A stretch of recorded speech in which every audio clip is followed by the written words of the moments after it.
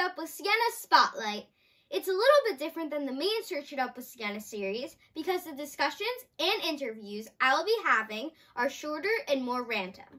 But we're going to be talking about really cool things related to TV, movies, books, and pop culture. On today's episode, I'm going to be speaking with New York Times bestselling author Jenna Evans Welch, who wrote the books Love and Gelato, Love and Luck, and Love and Olives. Each book is filled with mystery, adventure, and romance, as the main characters travel to Italy, Ireland, and Greece to find their true selves. And now, without further ado, here's my interview with Jenna Evans Welch. So how did you get started writing? I always knew that I wanted to write, basically from the time I started reading. I was a huge reader. It sounds like you're a huge reader too. Yeah, I love reading. Yeah, so I remember being 6, 7 years old and just reading everything I could get my hands on and already knowing that I wanted to write books. And I knew that I wanted to write books for teenagers, like for the YA genre, when I was about 11 years old. Today, there's this incredible market for young adult books. There's just the most amazing books for teenagers, and they really didn't exist when I was a teenager. I'm 34 now, and all of it kind of came later. There were like a few books, but they weren't the kind of books that I wanted to read. So I remember at 11 deciding that I wanted to write for this specific age group. Oh, wow, that's so interesting. And was it something, did you write as a kid too when you were like in school? Did you write a lot? Yeah, I did. I like to write stories when I was like elementary school, junior high a little bit. And it's funny, I don't remember writing a lot in high school, but then I've like found all of these papers and poems and things that I wrote during high school. So I guess I was doing it all along. Did you love reading too? Yes, I would say I'm more of a reader than a writer, honestly. Reading is my first love and my true love. I love reading. Same, definitely. And did anyone in particular inspire you to write these books? A teacher, another writer? Oh, that's a really good question. So my dad is also a writer. So I grew up watching, that process start. He started when I was pretty young. So I was always around writing. But man, there were just so many writers that I loved. That I grew up feeling like I had their voices with me all along. I read books like The Secret Garden and like Harriet the Spy. I just had all these books that I read over and over and over, and they became so important to me. They're books that I still think about probably on a weekly basis. So I think, these writers maybe that I never met, but they are people who inspired me and whose voices I've carried with me for a long time. Yeah, definitely. I remember I read both of those books you mentioned. I read Harriet the Spy, I think when I was in 4th grade, I want to say. And I think I read Secret Garden last year when I was in 5th grade. Oh, I love that. I have a cat named Harriet the Spy. Oh, really? Yeah. It's so cute. And, was Love and Gelato your very first book that you wrote, or did you write like other ones before that? Yes. So Love and Gelato is the first book I wrote, but I wrote it probably 4 times. So I did made my first attempt at it when I was 22. And it was not good at all. It was really terrible. And I was so depressed because I'd known forever what I wanted to write. And also my taste level for books was really, really high because I'd always been such a good reader and I'd always loved good books. Yeah. So I was so depressed by how terrible my first attempts were, which is how it is in anything you're trying. And it wasn't until 7 years later that it was actually published. So it was a long process, but I actually stuck with that same story the entire time. Yeah, wow, that's cool. And how did you come up with the idea for it? I know that you've mentioned that you always wanted to write a book like that, but what popped in your head that you wanted to write a book like that? So Love and Gelato, I actually went to high school in Florence, Italy. So a lot of my ideas for it came from that experience of being a teenager living in Italy. And I actually had a good friend, her name is Jenna, and she grew up in that American cemetery. And she was a runner and she'd get up in the morning and she'd go running through the headstones. And I remember thinking, like at 17 years old, like that would be such an interesting setting for a book. So that's where my first idea came from. I'm really inspired by settings of books, which most authors are inspired by like a character or a story, but I feel like I'm usually most inspired by where that book is going to take place. And obviously my books have all had a big component that are about travel or about like an interesting destination. So yeah, I guess setting is it for me. Yeah, definitely. And this is sort of like a two-part question. So I know the main characters travel through in the first book to Italy. Then in the second book it's Ireland, and then the third book it's Greece. So do you have what inspired you to pick those places where you could pick anywhere in Europe? Okay, so Italy was easy because it's, it was my home for a couple of years and I just love it so much. Ireland, I actually had started writing that story and had it set in the United States. And it was my publisher who Love and Gelato had come out, and I think it had been kind of a surprise success for everybody. It had done really well. And, she said, what if you wrote these destination books? What if girl abroad stories was kind of your thing? And as soon as she said that, I just got these goosebumps and I was like, oh my gosh, this book needs to be set, Love and Luck. It needs to be set somewhere different. And instantly Ireland came to mind. I'd spent about 10 days there when I was in college, and I was just so mesmerized by it. It's such a beautiful, interesting place, and the people there are so delightful. I was just charmed by my time there, and I knew I wanted to spend more time there. Also, I wanted the road trip to feel very like haphazard and thrown together. And so I actually went and did that road trip in 72 hours. So I went with my best friend and we drove across Ireland in 3 days. It was really crazy. And then the third book, so Love and Olives, which is set in Greece. It's a small island called Santorini in Greece. So by this point, I knew that wherever I chose, it was going to be someplace I would spend a long time mentally, right? I would like be there in my mind for at least a year. So I decided this time I wanted to go somewhere that I just had never been and that really interested me. So I just sat down and started searching places, and I came across this really, really charming bookstore called Atlantis Books that is set on this island. And I didn't really know what the story was going to be about, but as soon as I saw it, I knew that this story would take place there. So I actually went there and spent a week there just wandering around and trying to do all the things that a YA character would do. And that's where the first ideas for this story came from. Wow, that's amazing. And for the last part of the question is, you could have picked for all of these titles. Why do you pick the specific things that have to do with those countries? Like you could have done Love and Pizza or like stuff like that. Why do you pick those things? So it's funny, I actually did not choose the titles of my books, which most people think the author does.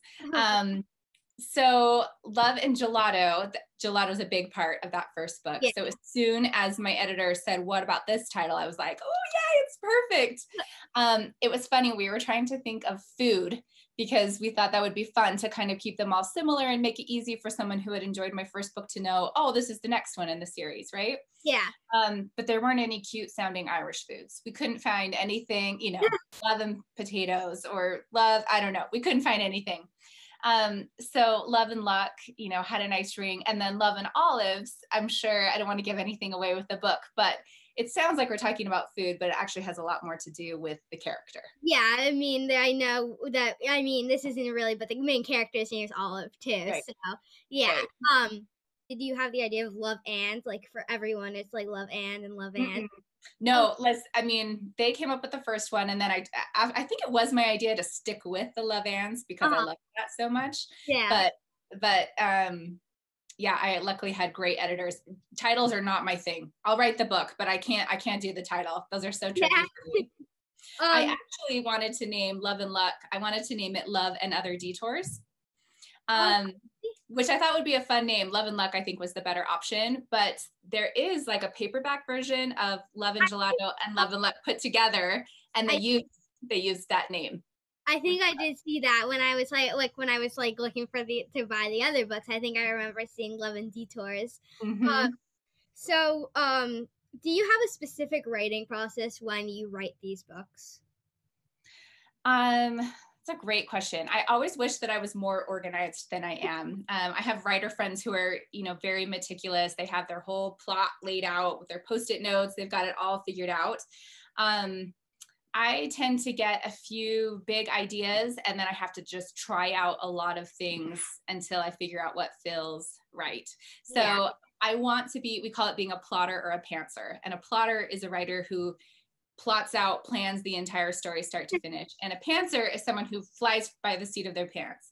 And I'm totally a pantser who wants to be a plotter. So I tried to come up with the story. I tried to get the main idea of the conflict and kind of what the resolution is going to be.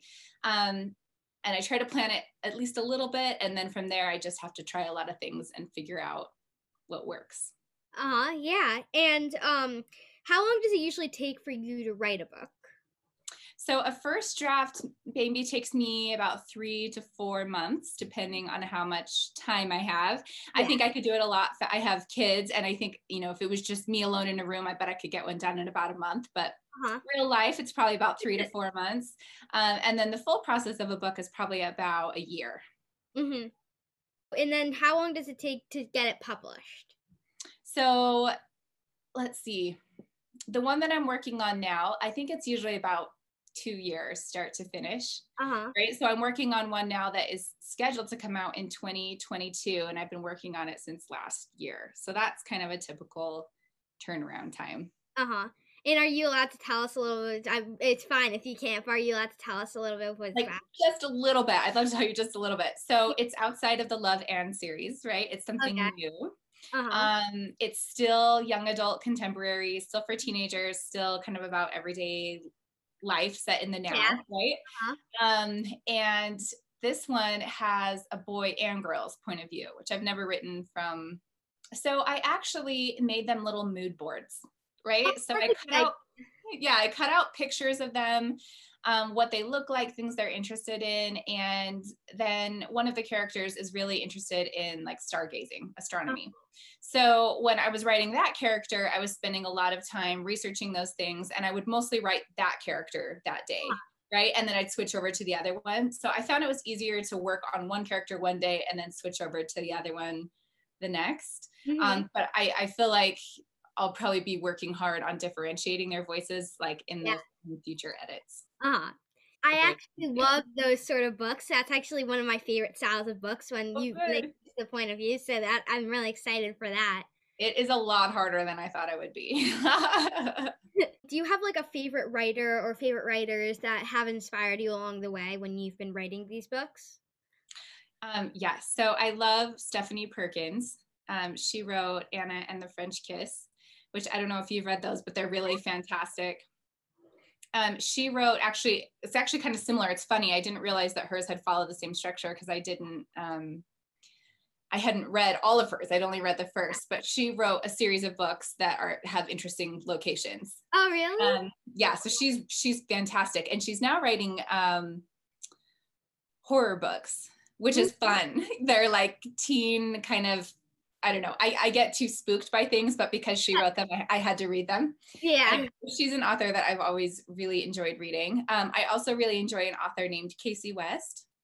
Never heard of her. She's someone you should look up. She is a lot of fun. She's also written a lot of books. And when I'm working, I usually am carrying around a book of hers because for some reason it makes it easier for me to tap into my own voice when I'm reading her work. So I don't know. Those are two authors that I really enjoy. And do you have a favorite genre that you like to read from?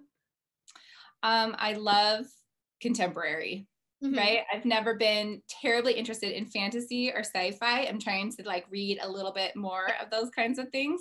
But I've always really, really loved contemporary.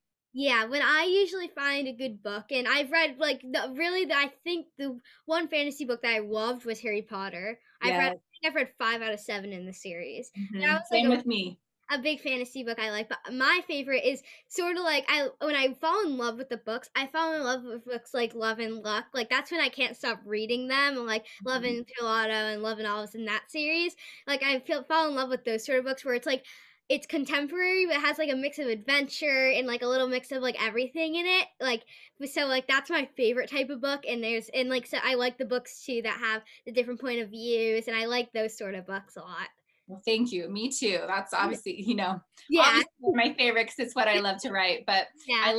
I like adventure, and I like a little bit of romance, and I like those things to all be together, right? Definitely. And what's your favorite snack? Do you like have a favorite snack that you like to snack on while you're writing? That was a great question. So I love writing at a coffee shop that's close to my house, and they have these amazing poppy seed scones that I try not to eat too often because I could eat one every single day. But yes, poppy seed scones, and then I just love to drink coffee while I work. Do you have a favorite gelato flavor based on the book Love and Gelato? Yes. So I gave the character Hadley, so Lena's mom, I gave her my favorite gelato flavor, which is bacio, which it means kiss, and it's chocolate with hazelnut in it. Ooh, It's that sounds good. so good. It's my favorite. Another really good one is stracciatella, and it's kind of like chocolate. I think I've heard of that one. It's really good. And if you were to write another Love and book, would you was there any places that you would love to do? Oh man, I love London. I love it so much. London too. I'm also really interested in Iceland. I've never been there, and I really think it would be a great setting for a book. So I've thought a lot about Iceland as well. Yeah, definitely. I think I was thinking of like if there was another one of those, I think maybe it would be London. I love London too. I've never been, but like I've always wanted to go. That in Italy. My mom and dad went there for their honeymoon. My mom actually lived there for like 6 months, I think. But I've always wanted to go there. So actually I've been taking Italian in school. That's great. Yeah, so and usually hopefully they'll do it by 8th grade. I'm in 6th right now. So hopefully by 8th grade I'll be able to do it. But they usually hopefully like COVID doesn't affect it, but they usually do a trip to Italy for like a few days at the end. So I'm crossing my fingers I'll be able to do that. Well, I'm crossing my fingers for you too. That sounds amazing.